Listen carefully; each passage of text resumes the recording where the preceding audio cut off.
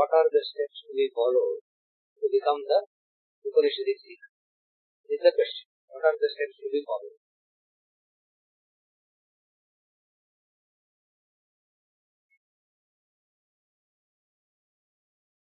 The sequence of growth.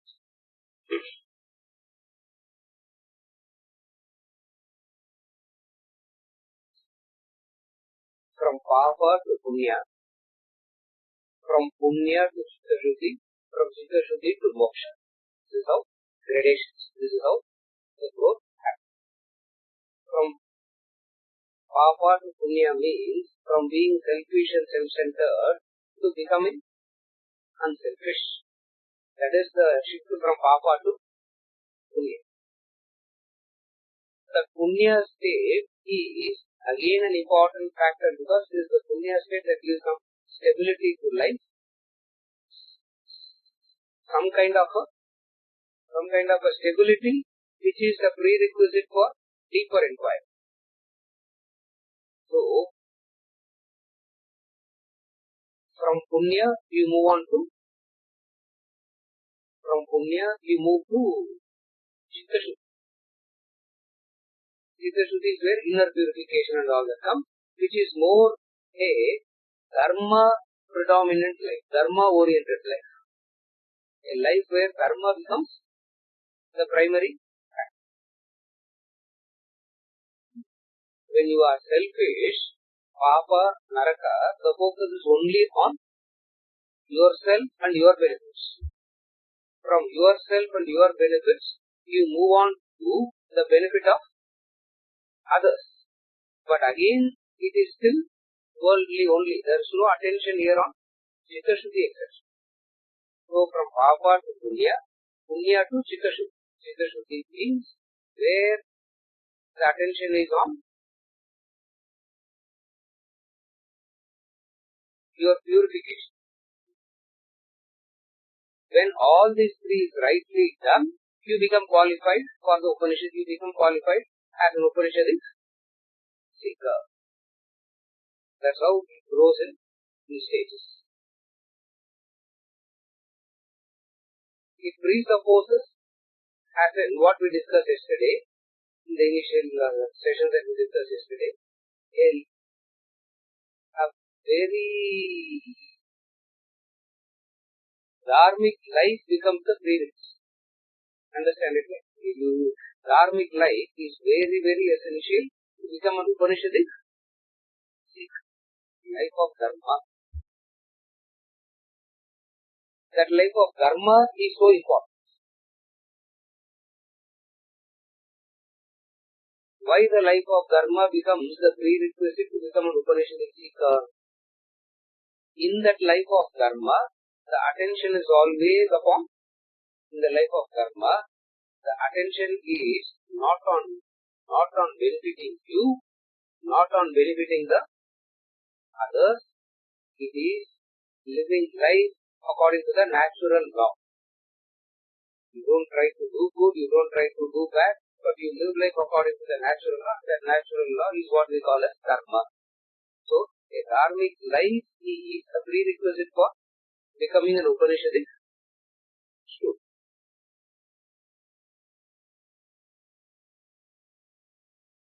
Another steps that you have to take to become an Upanishadic student is fulfilling the obligations. What we call as Nitya Naimittika Karma.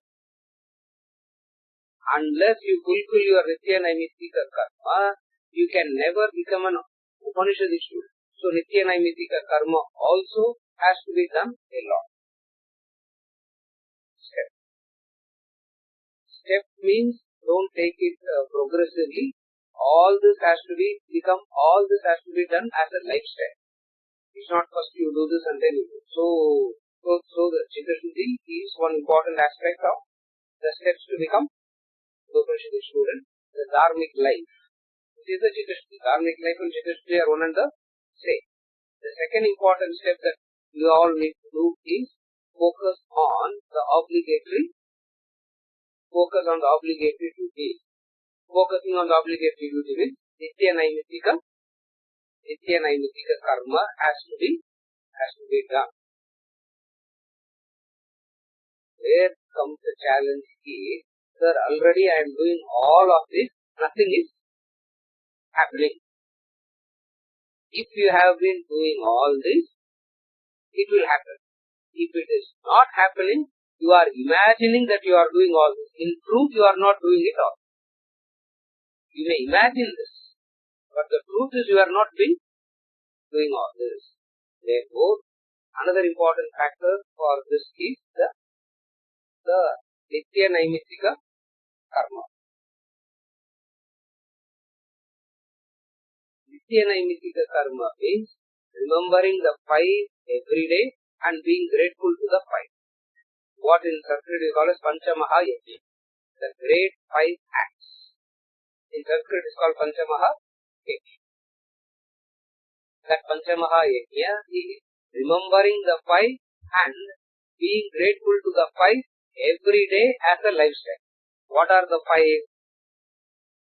Deva, Rishi, Pitru, Manushya, Bhuta. Again I repeat. It's called Panchamaha Yajna.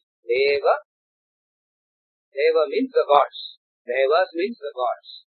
Second is the Rishis, the sages. The third one is Pitrus. Pitrus means the past. What we are today is because of the past. Very ungrateful is to call the past as wrong and foolish. It's very ungrateful. Pitru represents the past.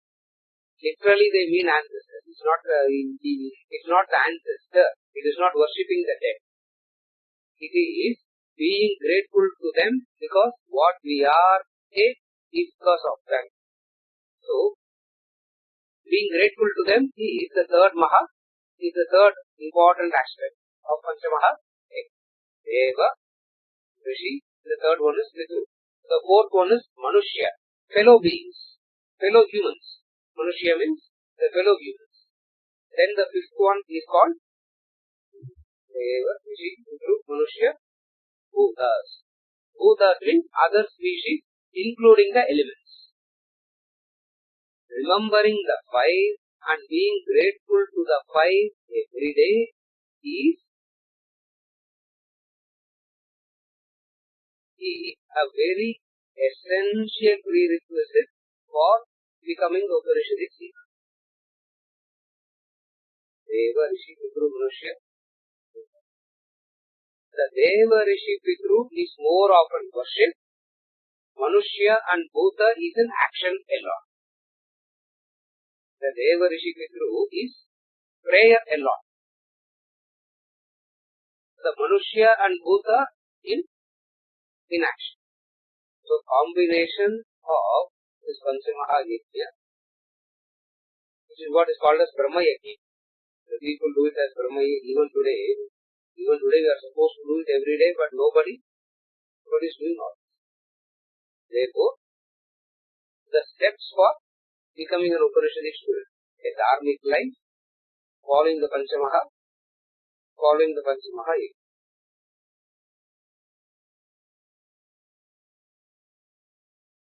Along with the last one, along with the Shravana Manana of the scriptures every day.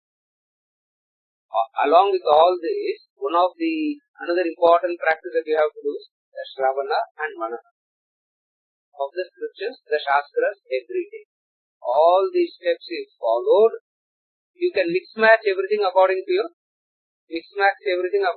lifestyle, but incorporate all these. When all this is incorporated, you become Upanishadic student. It is understood the Upanishadic student always comes from a normal life like any one of us is living. They don't come from a special category. They are also like any one of us at some point in time. Did a few things, they have come to this. Therefore, what is it that we understand now? The Panchamaha Yajna, the Swadhyaya, the dharmic life, and the Shuddhi. Focusing on the Shuddhi. Combination of all this is the steps a person needs to take to become an Upanishadic Sikh. Nitya Naimitya Karma means that which you ought to do, you have to do. You can't leave that which you ought to do. That's part of the obligation. Is it okay?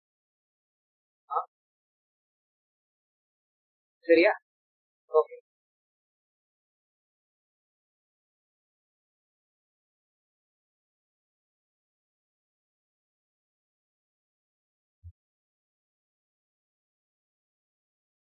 Yes, everybody, all human beings needs to do all the five. The way in which it will be done is different, but remembrance of the five and being thankful to all the five is a must for everybody, because all of us have taken benefits from everybody. So everybody needs to do this. Yeah.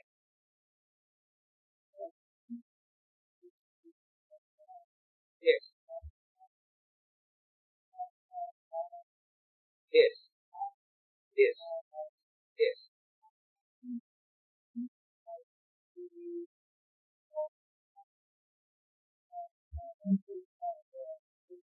Yes. Yeah. Bringing Manushya into action.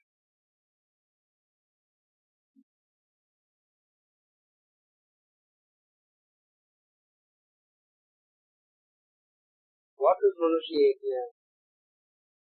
Recognizing there are others, recognizing the presence of other humans also, and being very considerate and charitable.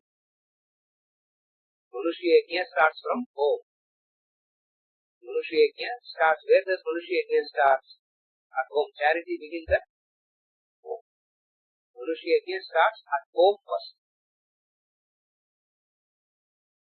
Be kind and considerate of their sentiments, their emotions, and be careful in terms of not trying to impose it. No, that there is a lot of charity that has to be practiced at home itself. So practicing Manushya at home is what we talk about as the Panchamaha. Manushya doesn't mean you go to an orphanage and start serving there. You go to an ashram and start doing work there. You do your Panchamaha, that is enough. So orphanage will take care of. See, otherwise people misunderstand. Manushya means going into some. It's a social activity. You have to go and do something somewhere. That is not Panchamaha. You do it at home. That's part of your Nitya Naimittika. If you have done all that enough, then move. But you will have no time to move on to the other if you actually know what to do there and you are doing it. Manushya starts with serving the known. Remember this. It is easy to serve the unknown and very difficult to serve those who are known. Where does Manushya start?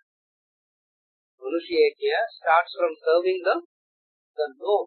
For it is very easy to serve those who are not known. That's why you find you can be very friendly and accommodative to a stranger, but you cannot be friendly and accommodative to the person at home. Why? The moment you know somebody, what happens? Instead of love and compassion and affection coming, the moment you know somebody, what comes? Hatred comes. Familiarity breeds contempt. The moment you know somebody, knowing somebody means what? Knowing somebody means what? Knowing that, what is the word? You all don't have mic, so even how much ever you scream on top of the voice, I can't hear. Knowing others means what?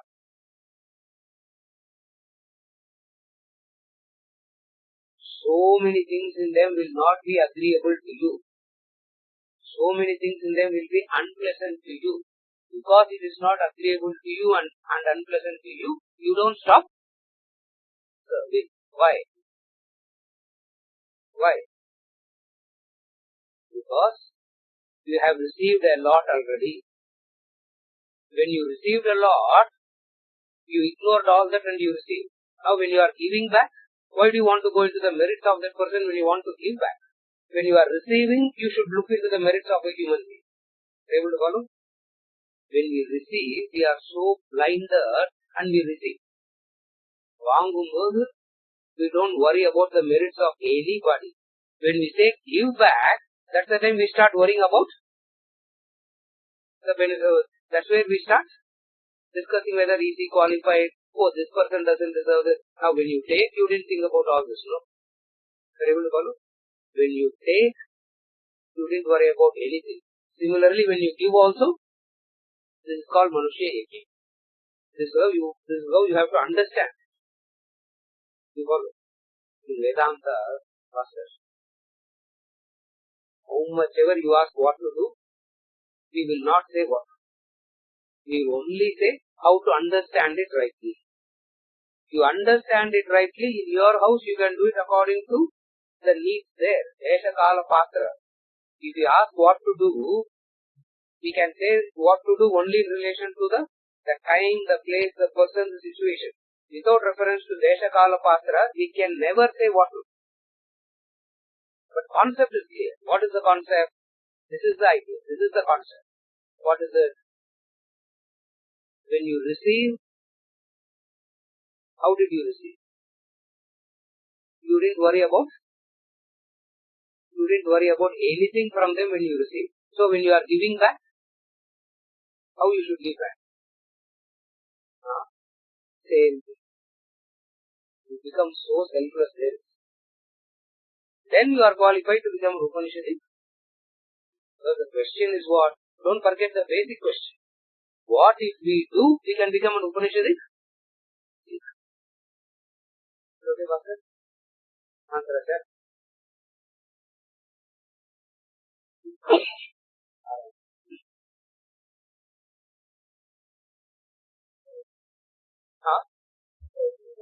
Bhuta Yajna. Same principle. Bhutas means the other species.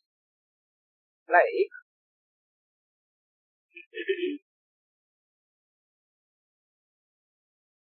in summer, you keep water outside for the birds. That is Bhuta Yajna. That is Bhuta Yajna.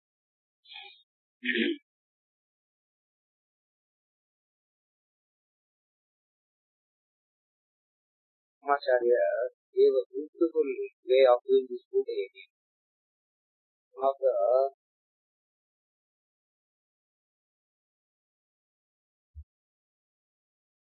he's a real Jagat Guru, na? He's a real Jagat Guru. Yeah.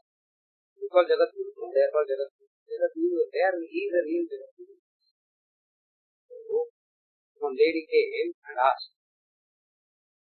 see, you know, these people, some of the wealthy rich people hang around. From abroad and all, they will come carrying the passports. They all come hang around. For nothing they come and hang around. So like this, there are big guys hanging around. So they were like they were telling him, this I did, this I did, this I did, this I did. And there was this lady, very old lady from Kachipuram, from the same town. After they all left, she went and asked, they were all telling me what all they have done, what all they have done, what all they have done. I really haven't done much like that. What is it that I can do? He said, do you really want to do charity? You really want to be yajna like all of them? I'll tell you something better than that. You can do something much better than that. Said what? Every week, buy 2 kilos of rice. 2 kilos of rice, buy every week. Go to the nearby places where all there are ants, leave those rice and come. Who they leave those rice and come, handful of rice, just put everywhere. Walk around and see and leave. 6 months she did. After that, some meeting was happening. One man came and said, I was there witnessing all. Few of us were there and I was also one of them. So somebody came and said, we have fed 2,000 people in the last 6 months. Every day I am feeding 150. 150 into 30 some number into 365 days. Oh my God, look at the number.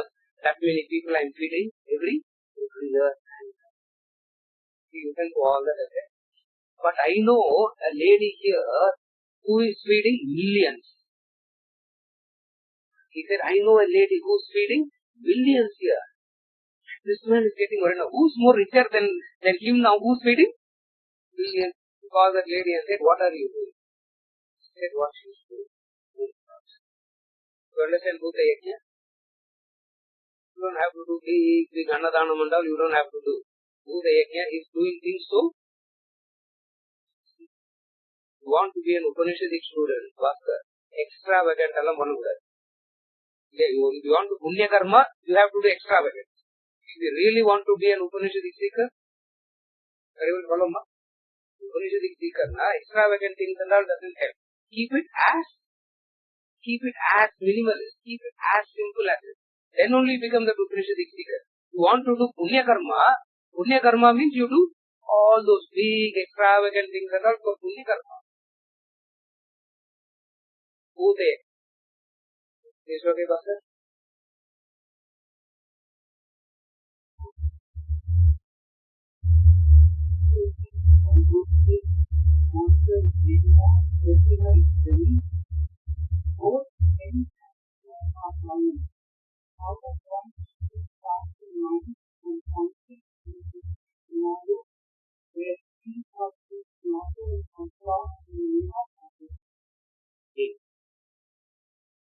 Really.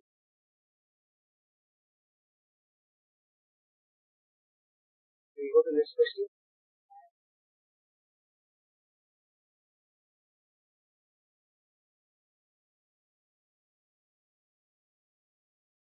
Both sinner and saint are Brahman. Really, there is no sinner, there is no saint. There is only Brahman. There is no sinner, there is no saint. You see it is your problem. If you see sinner and if you see saint, whose problem it is? Your problem. Therefore, the truth is what? There is no sinner, there is no saint. If you see a saint, something in that saint you will look at as sin. You see a sinner, something in the sinner you will see very saintly. Because these two are a package, coexist. Again, you see a saint, something in the saint you will see as sinful. You see a sinner, even in that sinner there will be something called saintliness. In Rama there will be a Ravana. In Ravana there will be a Rama is the fact. Therefore, the distinction of sinner and saint from the angle of the instruments, they coexist. From the angle of Brahman, there is no sinner, there is no saint. But then, to say that there is no sinner, no saint, seems to be a very idealistic, impractical state at all. Seems to be a very impractical state. Therefore, we come back and discuss things at the level of sinner and saint. Saint means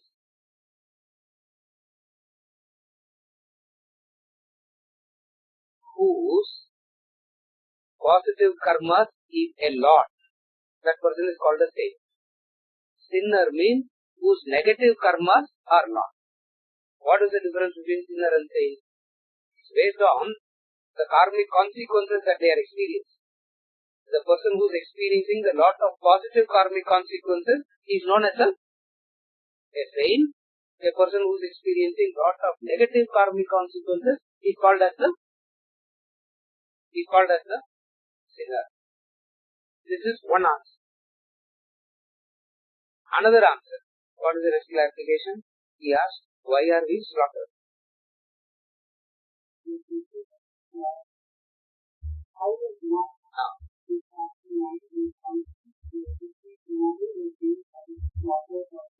Yes. Yes. In the name of righteousness, when they are being shot or slaughtered, how do we understand this? How do we relate to this? Correct? How do we understand it? How do we relate?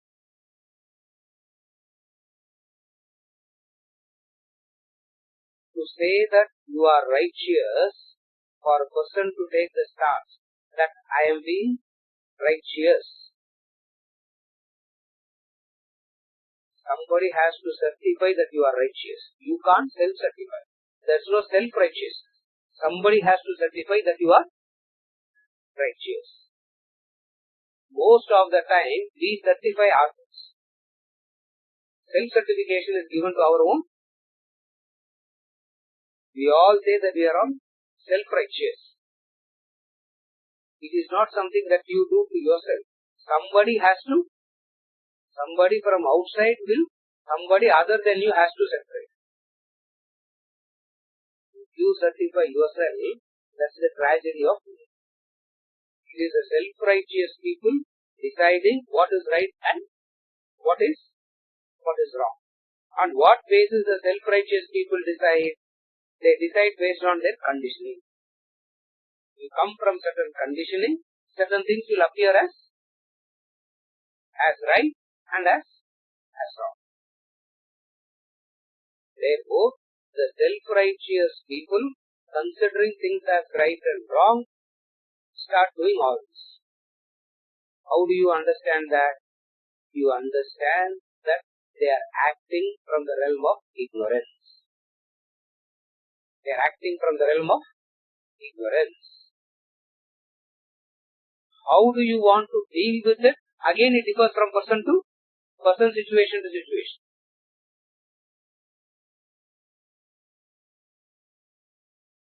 Sometimes you forgive them. Sometimes you take the law into your hands and, like in Bhagavad Gita, he says, Arjuna, kill them, but kill them with compassion. How can you kill with compassion? How is it possible at all in the first place? It means for a person of understanding self-righteous, a very fundamental prerequisite is there. What is the fundamental prerequisite? As long as you think you are a doer, don't get into the self-righteous state. As long as you think you are a doer, don't take law onto your hands. This is how you have to understand. There are two types of doing. In the Gita Upanishad, we saw that. One is the doer, another is an actor. If you believe that you are the doer, karmic consequences are there. Don't get into all this. How do you understand it? The person who is thinking that they are the doers are out of ignorance, they are acting. Ignorance has to be sympathized. In attitude, in action, sometimes you may give two tight slaps also. But your sympathy doesn't change. There is no hatred towards ignorance. You follow? So all this is happening out of ignorance, and ignorance has to be sympathized with. With sympathy and compassion, you take the necessary right action. But don't assume that you have sympathy and all that already. Wait for somebody to certify. You are not doing it. You are asking, how do I see somebody doing this? That's the actual question. You aren't doing this. How do you see somebody doing this? They are acting out of ignorance. And they pay the and they pay the price. The conviction in the law. Conviction in the law. What is the law? The law of cause and effect. The conviction in the law makes you to understand. They are slaughtering.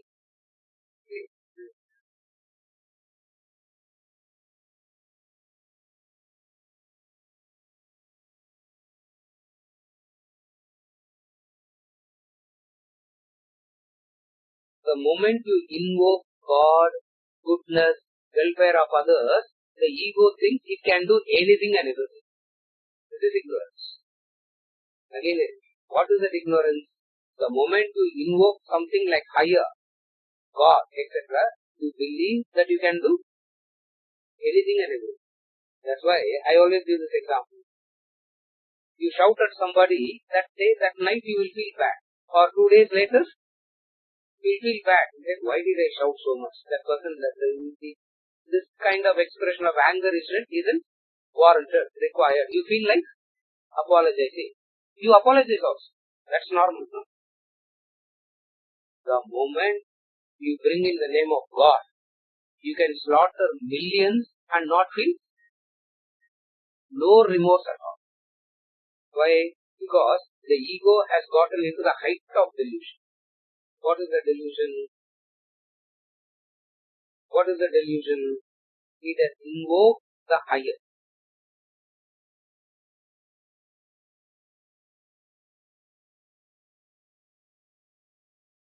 All the movie heroes looks like the Robin Hoods. No?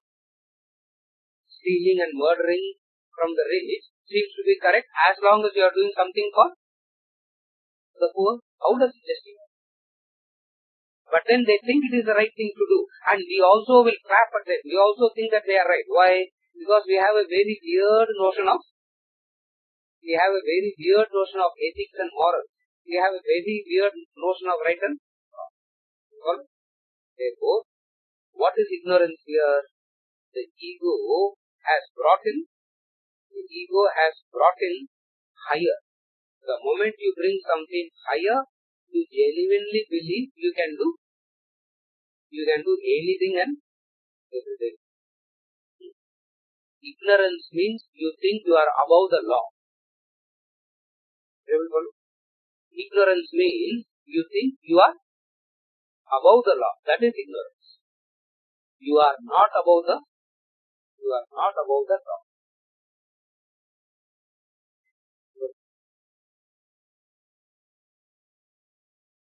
If you realize that you are not above the law, you will behave very responsibly.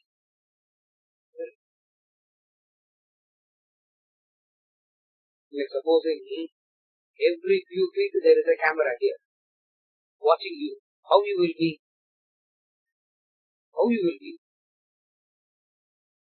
Very irritating, sir. Because I don't have the freedom to do what I want. Karma is the camera above your head all the time, watching each and every word of yours, watching each and every thought of yours, watching each and every act of yours. If you realize that, you will behave so responsibly. And the responsible living is called dharmic life. Are you able to understand now?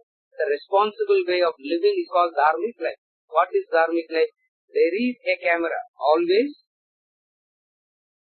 watching you 24/7. And this camera is the more powerful camera. What is this powerful camera does? It goes into your subtle body also. It goes into your subtle body and watches your thoughts and feelings and emotions also. The ordinary cameras only can see your body.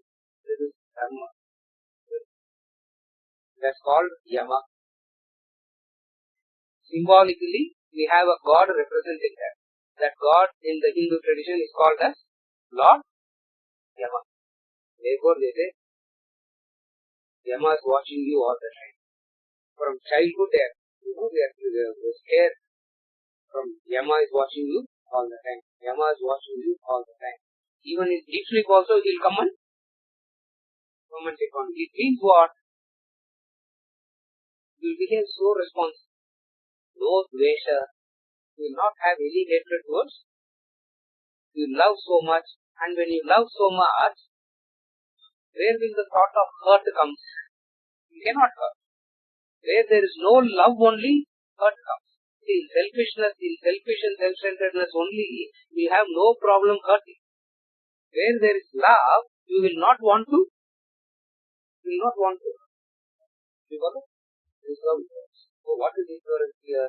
Ignorance means the person is assuming I am above law. Since I am above law, I can do anything and get away with it. The law comes and says, no, you are not above the law. If you want to become, if you want to transcend the law, if you don't want to be suffocated by the law, if you don't want to be monitored 24/7 by the law, what you should do? What you should do? Become Brahman. Become freedom. But then that freedom is of a totally different kind. Freedom doesn't mean you can do whatever you want to and get away with it. That is not freedom. Freedom means the clarity of what you should do, what you will do, and what you will never ever do. Freedom means what? Freedom doesn't mean you can do whatever you want to and get away with it. Freedom means you have the clarity of certain things under any circumstances you will never ever do. That conviction is dharma. And that person is the freedom that person experiences itself is out of the world. This itself looks like liberation. Vedanta will come and say, don't get stuck here, for this is also one intermediary station. The final destination is still there. But this is the pre-reach. What is dharma? The law. Clarity of certain things I will do under all circumstances, certain things I will never ever do under any circumstance. Whatsoever the temptation is, whatsoever the price is, you can stand. You can withstand that. That is called brahmacharya. We call it as brahma. Whatsoever the price is, you don't get tempted by it. Otherwise you get tempted. And the temptation makes you to do pause. How do you understand this? The person is ignorance. What is ignorance? Believing that above. Okay.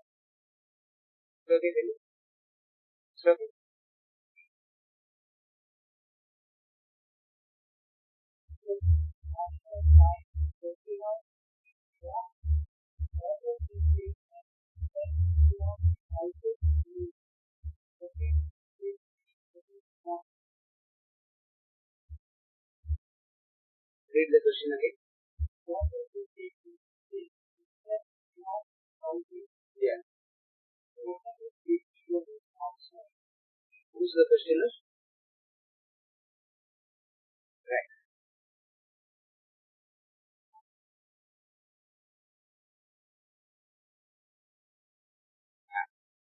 As you can doubt everything around you, one thing that you can never doubt is your presence, your existence. One thing that can never ever be doubted is in you, you can never doubt about you. Here, you doesn't mean the small e.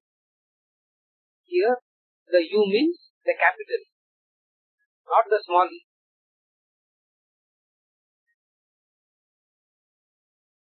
Again, that what cannot be doubted, the small e is the small e, always subject to the realm of doubt only. The capital E is never under the realm of any doubt. What does that mean? You can never ever have a doubt about you being conscious. What you are conscious of, you may doubt. But you can never ever doubt about the fact that you are conscious. That can never be doubted. In that sense, it is a capital. Are you able to follow the answer? What cannot be doubted is, you can doubt about what you are conscious of, you can doubt. Is it big? Is it small? Is it black? Is it red? That can be doubted. But one thing that you can never ever doubt is what? That you being conscious of. That consciousness is called the capital E, which is the self, and that cannot be doubted. That's why I said in the morning class, even God as a personal God can be doubted. Is there a God is there a God in heaven existing? Is there God as a person existing? All that can be doubted. But one thing that you can never doubt is consciousness. You will never ever ask, when you are conscious, am I being conscious? You will never ever ask. Correct? Having woken up, you know that you have woken up. You will never ask the person next to you, are you sure that I have woken up? It will not happen at all. That's what is meant by saying the self cannot be doubted at all. That which cannot be doubted at all is the reality. That is you. So, in relation to the capital E and the small e, the self that cannot be doubted belongs to the realm of capital E, not the small. Is it okay with that?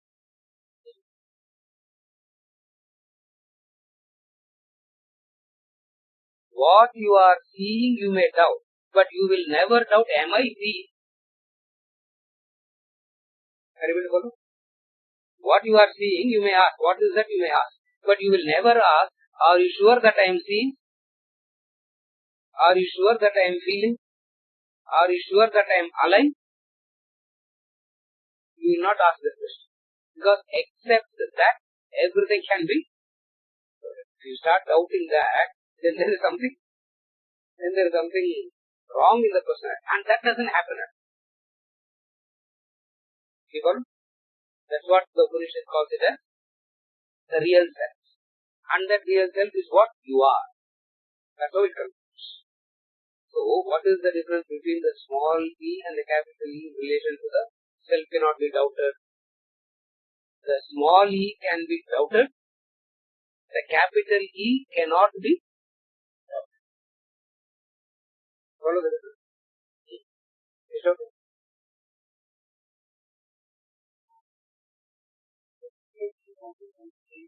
Yeah. How does Veda Purva know the separation of the mind, and understand utility and foundation of this and where the mind goes? Question is? Next question. I can't answer. The wife asks the question, you should not answer. No? Correct? Correct. What do you are?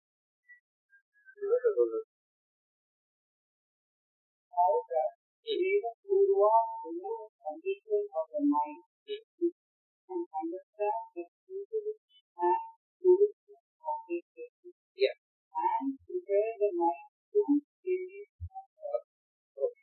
the condition. What is the condition? The hopes and expectations is the condition. What is the condition in every human being? Every human being has this condition. What is it? The hopes and expectations that we all carry is the condition. Remove the hopes and expectations and see everything, you are alright. That is what is known as removing the condition. Hopes and expectations mean how it should be and how it should not be. What is hopes and expectations? Are you able to follow? Hopes and expectations. We decide how it should be and we decide how it should not be.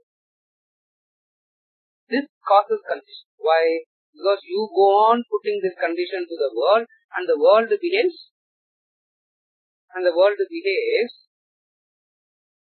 not even recognizing your existence.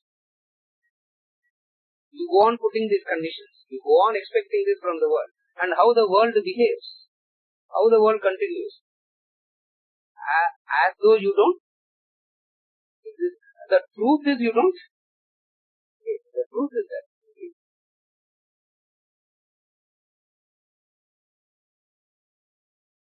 இங்கதான் wife கிட்ட எல்லாம் தைரியமா சொல்ல முடியும். You don't exist.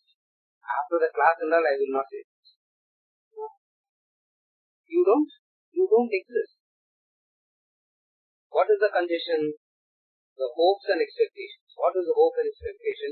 How it should be and how it shouldn't be. So before I even start the interaction, I put the condition. And this condition causes a lot of the worries, the anxiety, etc., all that. When all this is the product of, when to remove all this so that you can be Chitta Shuddhi comes, Keneshidam Padati and all to happen, remove the condition. What is the condition? The hopes and expectations. The technical word for hopes and expectations is desire. The technical word for that is desire. Yeah. The technical word for hopes and expectation is desire. But sir, without desire, how can we live life?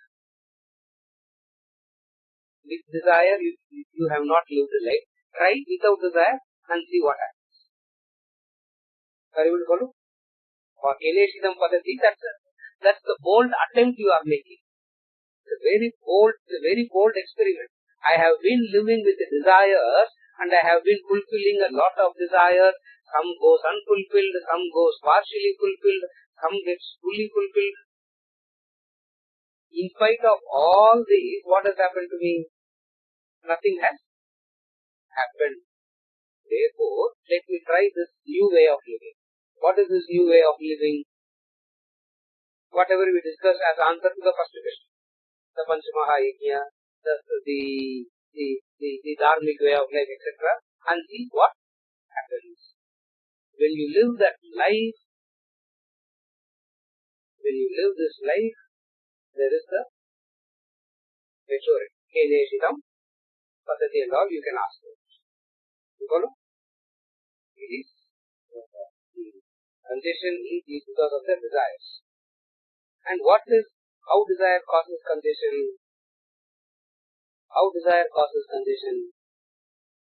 The object will come, satisfaction will not come. Again, whatever object you want, you will get that object. Object will come to you for sure. But what will not come? What you thought you are going to get through that object will not come. You thought you are going to get something through that object. That you will not get. That is the frustration. Then you have to try to the next. Then you have to try to the next. So the congestion is caused by the hopes and expectations. The technical word for hopes and expectations is desires.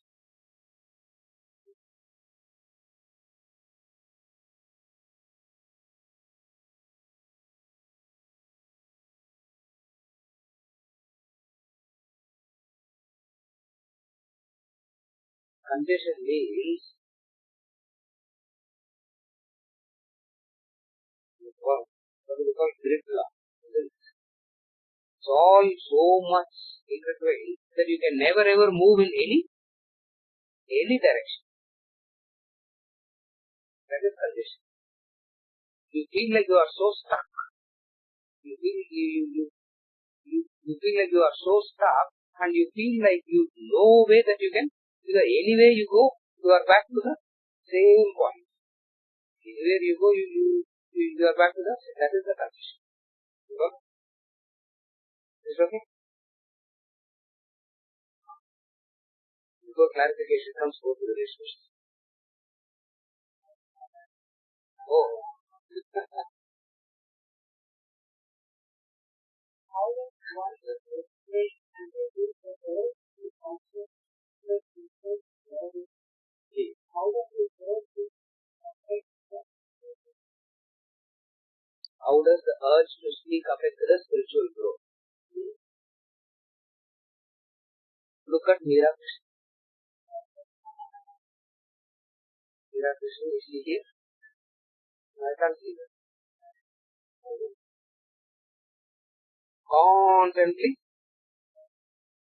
even if there is nobody to talk, she will start talking to the street dogs. Nobody to talk, she will start talking to the street dogs. If street dogs is also not there, mosquitoes. Sir, we should be compassionate to them also, no sir. There are 4, 5, and she will start naming them also. Is that right or wrong? What is that? What is the constant urge? The restlessness, the urge to express comes from Rajoguna. It is Rajoguna.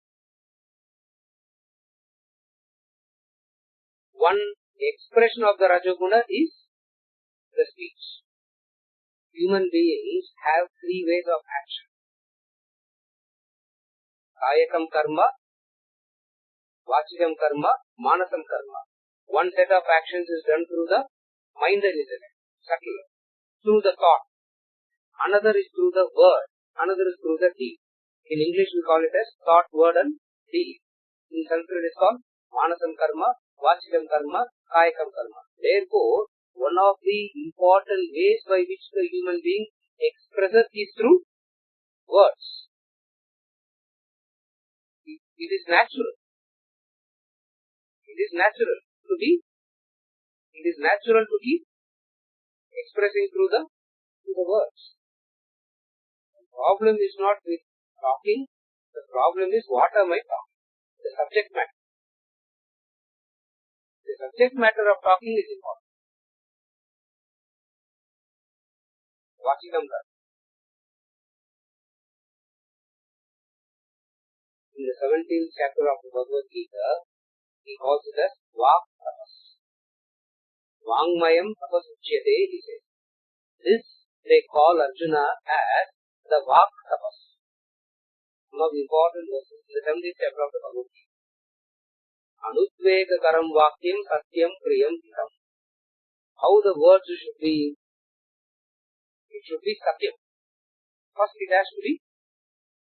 Satyam means truth.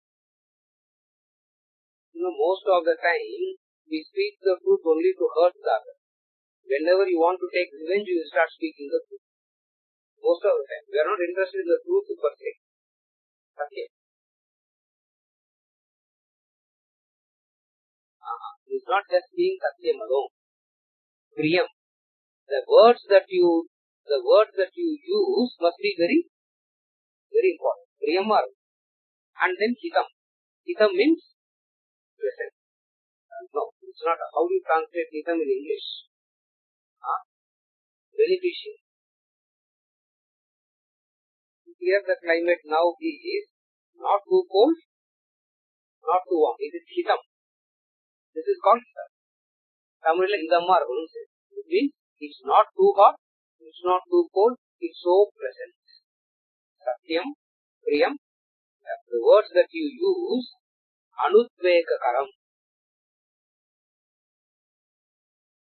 Anutveka karam means some welfare must be intended in that. Anutveka karam vakya, Satyam, Priyam, Vangmayam, Tapasuchyate. 17th chapter of the Bhagavad Gita. What he calls it? Austerity of speech. Make a note of it, you can refer the text. It's called, in 17th chapter, what he calls it? Austerity of speech. You have to speak as a human being. One of the expressions of human being is through speech.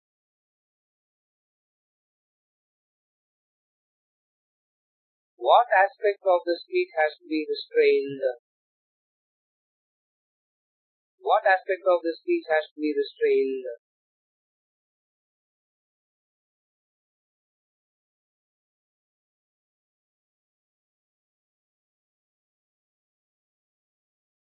The speech about the fault in the other. And you are aware of that. The moment you see the fault in anybody, you should learn not to. Sir, I have to fight for dharma, no? I have to establish dharma. No? First you become dharmic in abundance. Then you try all that. You know?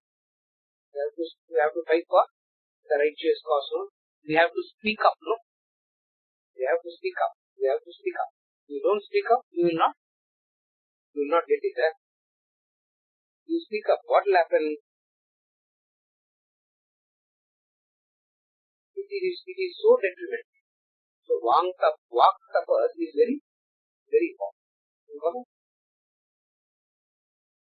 Any fault about the other, refuse to talk. Any fault in the other that is frustrating you, irritating you, don't talk doesn't mean keep it inside and suffocate. It does not mean that. Don't talk about it. Means don't pay attention to it. Don't talk about it doesn't mean in your head you are thinking and suffocating yourself. It is not suppression. Not paying attention. Not paying attention to it means you say that guna will manifest like this. That specific guna will have a specific expression. So it is the expression of the guna. You understand the expression of the guna and refuse to get carried away by it. You follow? That's very important. Long time.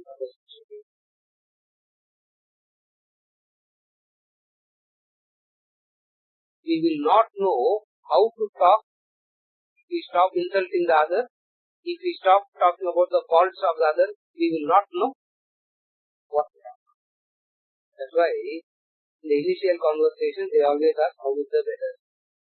Nobody is bothered about the weather at all. Who is concerned about it? Just to initiate the conversation. In 2 minutes, where the conversation will lead to, somebody will be massacred there. Somebody will be.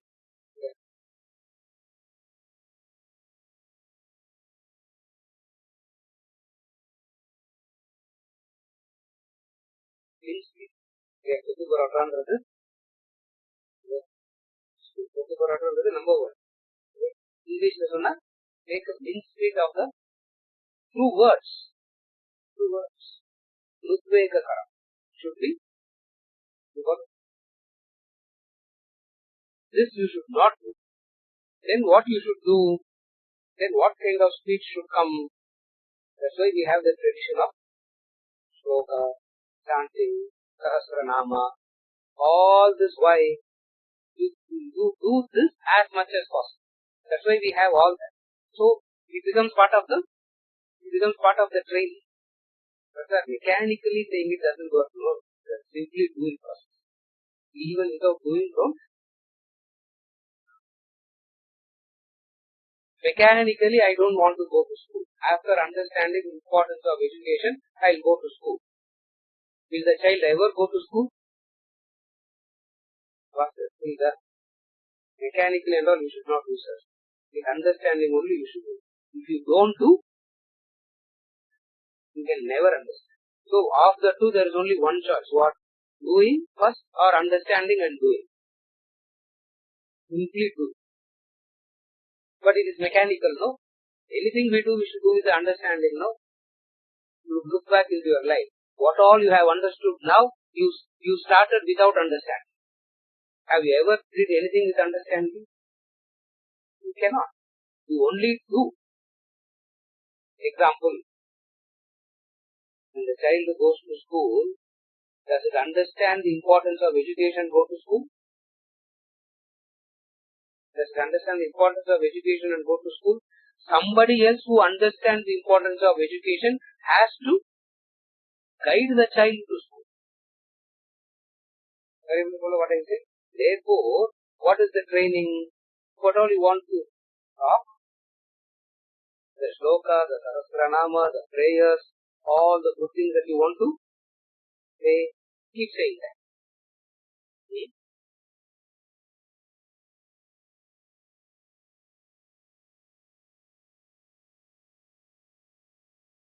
important is the vakas. You follow? It's very austerity. Austerity means regulated use. It is not at all using, it is not overusing, it is not abusing, it is regulated use. This is called vakas.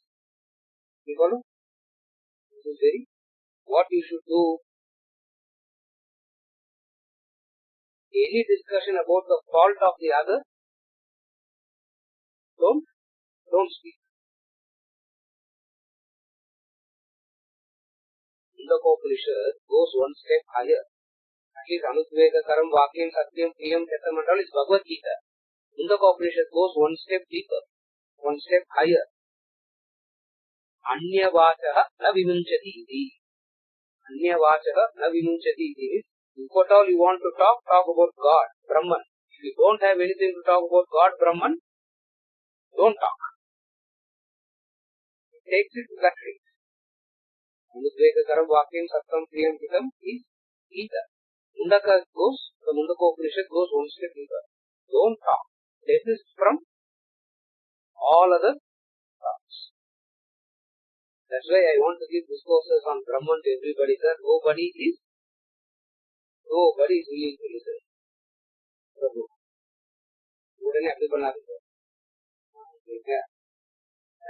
Then, what does it mean?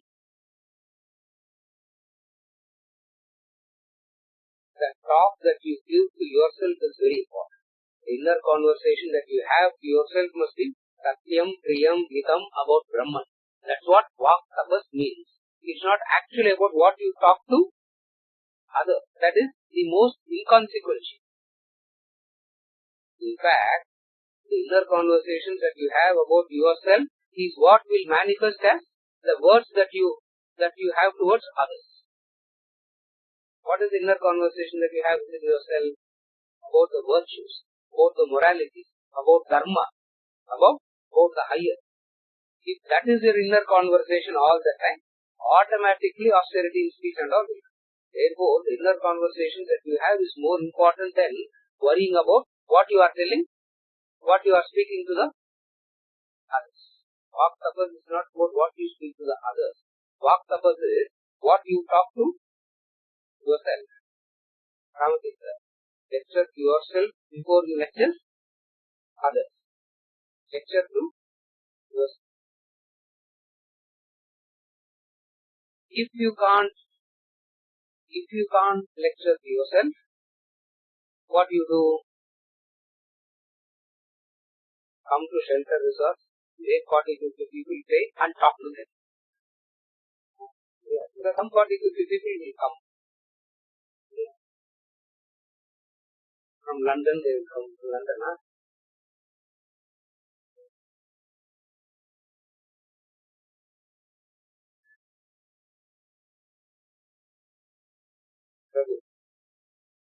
Some 40-50 people will come and they pay also.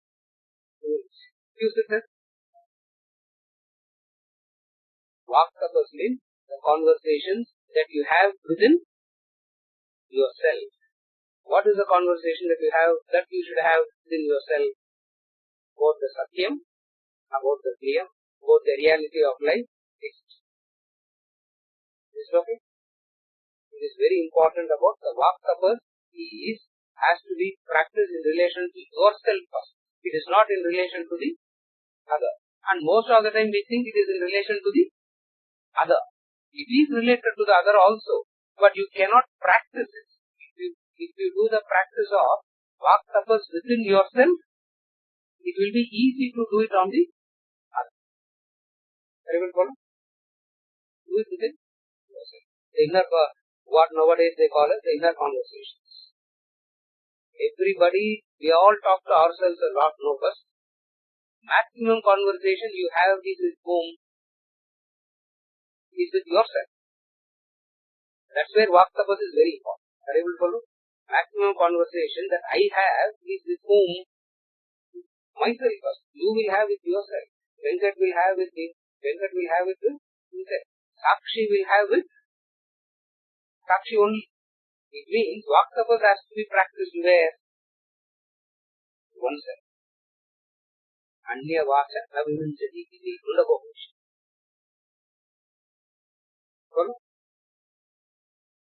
All the time keep talking to yourself about karma.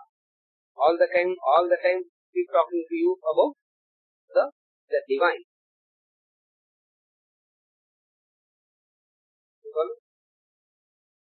Then whatsoever conversation you have with people outside, you will talk to the other in the context only. You will talk to the other. It's not that everybody who you will catch hold and start talking about Brahman. It's not that.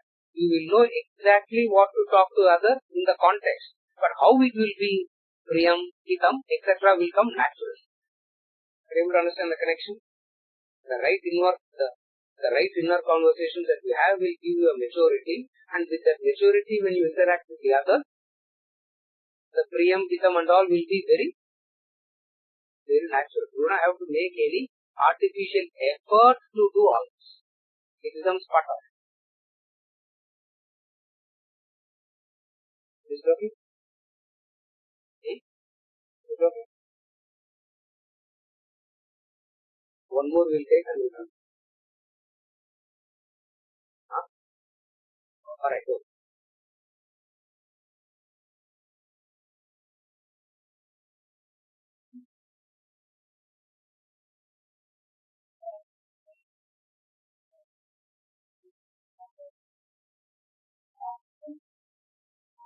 Yeah,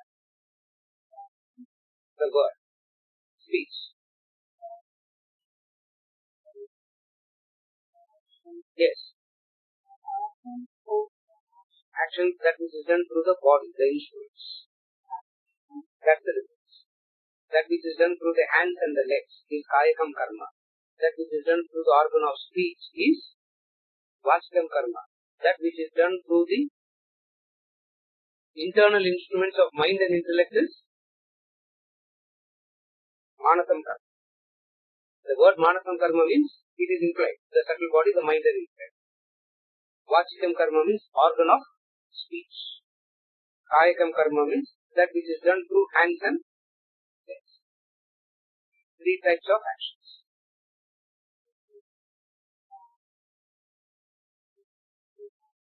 Yes. Yes.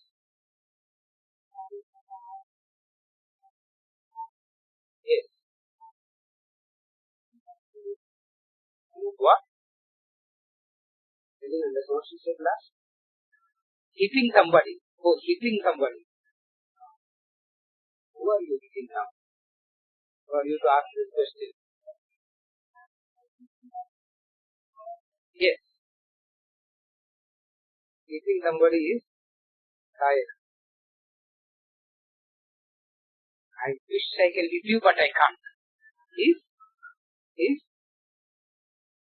Vachikam.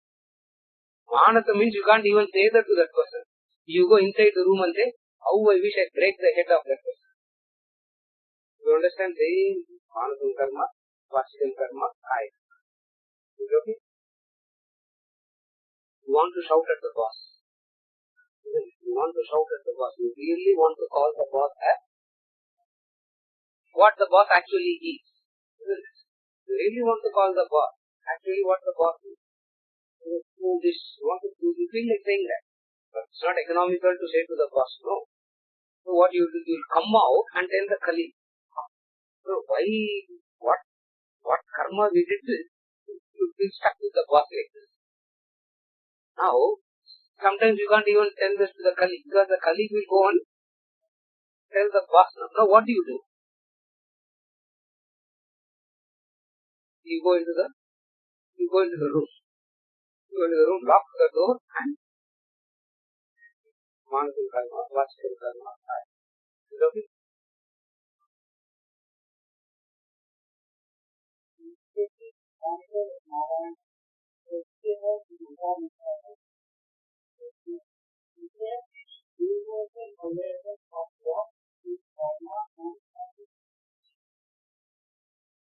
Is there a universal awareness of karma and adharma?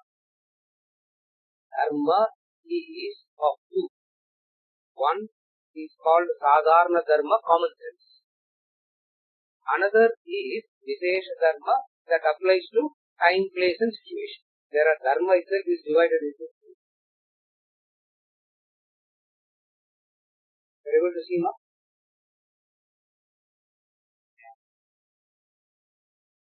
Dharma itself is divided into two. One is known as Sadharana Dharma. Sadharana Dharma means certain common sense principles which are universally applicable, but in practical life it doesn't really work that way. Like for example, don't steal. Under all it's a universal dharma. Don't utter falsehood. Don't utter a lie. But again, there are some situations which requires you to lie. Yeah. So it's after that. She's telling me it's after. And how many ever times I tell the commissioner, your power will not work on me because I don't have income. Only when you have income tax commissioner I have to worry. Really, the person sitting next to you. See, only when you have income, you want to avoid the tax, you have to worry. When you have no income at all, but you have to worry. And she is thinking that she can threaten. So lunchtime she is telling, I am eating sweet. I said, okay, you eat poison, what can I do? Knowing that it is poison, I will eat poison. Good, Narayana. God will save you. Now what can I do? I can't put my hand into the mouth and take it out. No. Why will I do that? Why will I do Narayana? It didn't stop there. Next statement. Sri Ram will ask you. Sri Ram is her husband. He will ask me what did she eat. For which I have to tell the husband what. She had Karela juice, no sweet. Bitter gourd juice she had and no sweet. She said that no, Aparna. You heard that no? Venkat, you heard that no? Eyewitnesses. That's why I never say lies. You know that? Oh yes or not? Say that. Why are you laughing when I say I don't lie at all? It's laughing. Laughing at me is not real. Sadharana Dharma and Vishesha. There are certain universal principles that is common sense. We call it as common sense, but again, they are not absolute. It is always applicable to it is always contextual. There is no dharma that is universal. Here, what I mean by dharma is the law that tells you what to do, what not to do. Again, there are certain universal dharma, which is like you can never ever be selfish and self-centered. But we don't use dharma in that sense. Therefore, is there a universal dharma which is the same under all situations? In terms of expressions and conduct, there cannot be a universality at all. In terms of certain understanding, there is a universality. What is the universality? Don't be selfish and self-centered is the Sanatana Dharma, which means it is applicable at all periods of time. Be unselfish. Don't be selfish. But the expressions of unselfish will differ. There you will see the difference. Are you follow now? The expressions of unselfishness, the manifestations of unselfishness will differ. In that sense, there is no universal dharma. It has to change according to time, place and situation.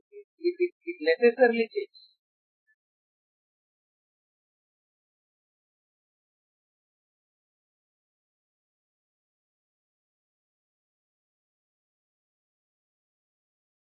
Another meaning of the word dharma is the natural law that governs life. Again, another meaning of the word dharma is the natural law that governs life. That is universal, over which we have no trust. Now, whenever we talk about dharma, we don't mean that at all most of the time. In Vedanta, whenever we mean dharma, we mean the universal law. We mean the natural law that that governs the entire creation. There is the law that is governing the entire creation.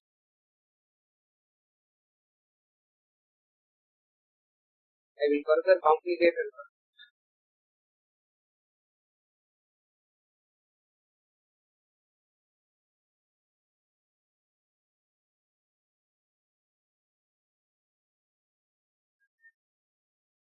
The creation happened first and then came the law, or there was the law that guided the very creation itself.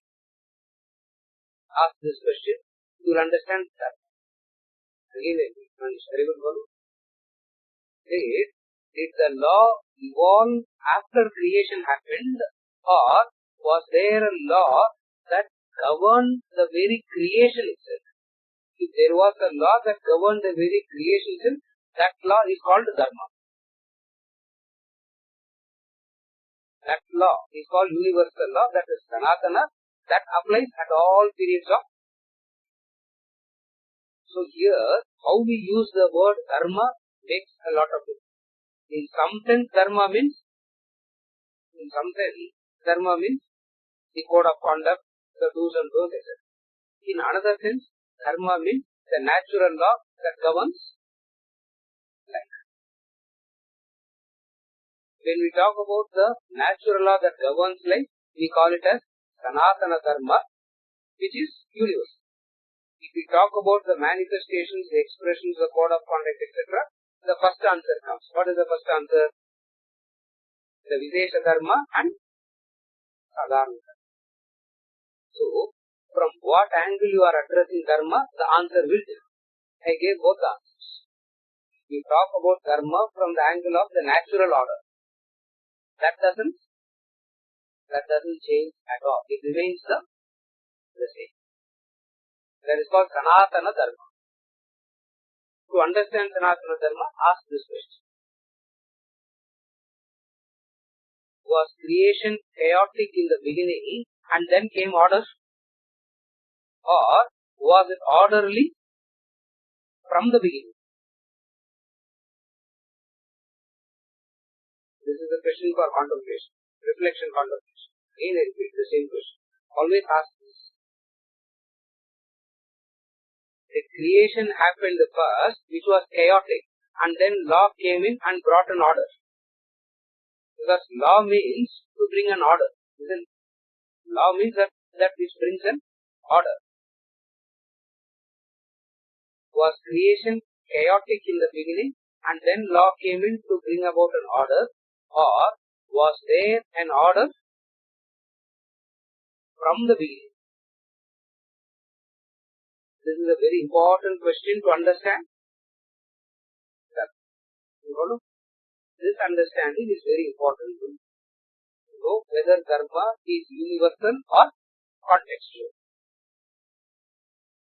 Dharma is universal when you understand it as the natural law that guides the very creation.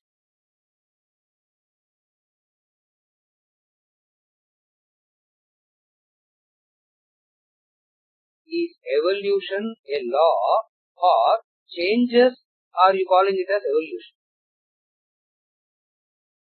Again, is evolution a law, or changes you are calling it as evolution? These questions has to be penetrated to understand dharma. You follow?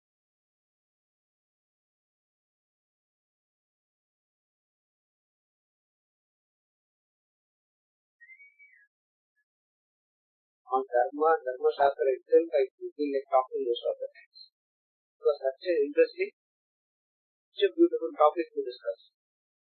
But very, very painful also to receive. That's why we don't move forward. This is the way in which you can distinguish and come to an understanding. From the angle of the dharma as in Vishesha dharma and Sadharana dharma, as in the a distinct and different angle is the natural law, the universal law. What we mean by dharma is the second. The first one is not dharma, even though we use dharma in a very loose sense. The Vishesha dharma, Sadharana dharma, etc. What is Vishesha dharma, Sadharana dharma? Example, don't lie, don't steal, be good. All this is common sense. This is not dharma. Here we have a different meaning to the word. So, try to understand it in these two ways. Did I help you, ma? It's okay?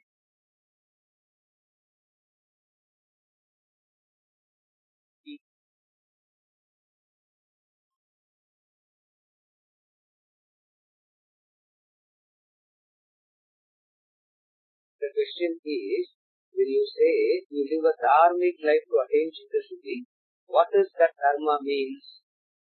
Here, dharma means what you don't want others to do to you, you restrain from doing to another. Yes. What you don't want others to do to you, you restrain from doing. That's all. That is the Chitta Shuddhi. That's how self-purification, inner purification happens. You follow?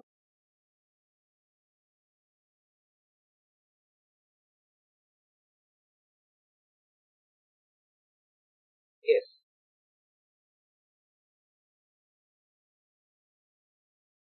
How many more questions are there? One more. We'll take it up.